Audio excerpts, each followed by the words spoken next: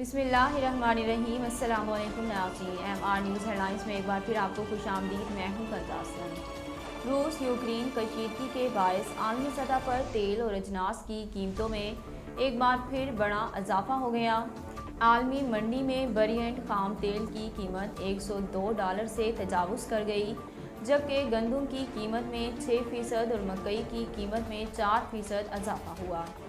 सोने की कीमत में $27 इजाफे से $1914 फी औंस हो गई।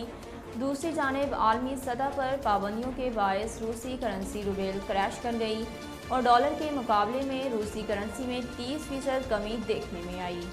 डेनमार्क की वज़ीर-ए-आज़म ने अपने शहरियों को यूक्रेन में रूसी अफवाज के खिलाफ लड़ने के लिए बनने वाली बैनुल-अक़वामी ब्रिगेड में शामिल होने की इजाज़त दे दी।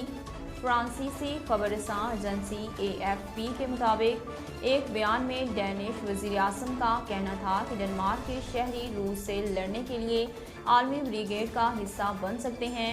उन्होंने कहा, यह आज़ादी का मामला है, कोई भी अपनी पसंद से फैसला कर सकता है।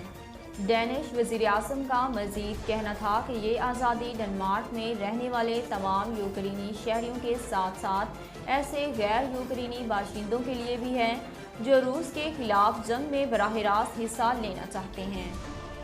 पाकिस्तान सुपर लीग PSL के 7वें एडिशन के फाइनल मुकाबले में लाहौर कलंदर्स ने मुल्तान सुल्तान्स को 42 रन से शिकस्त देकर पहली बार टाइटल अपने नाम कर लिया। लाहौर कलंदर्स के 181 रन के हदफ के तआक़ुब में मुल्तान सुल्तान्स की टीम 20वें ओवर में 138 रन बनाकर आउट हो गई।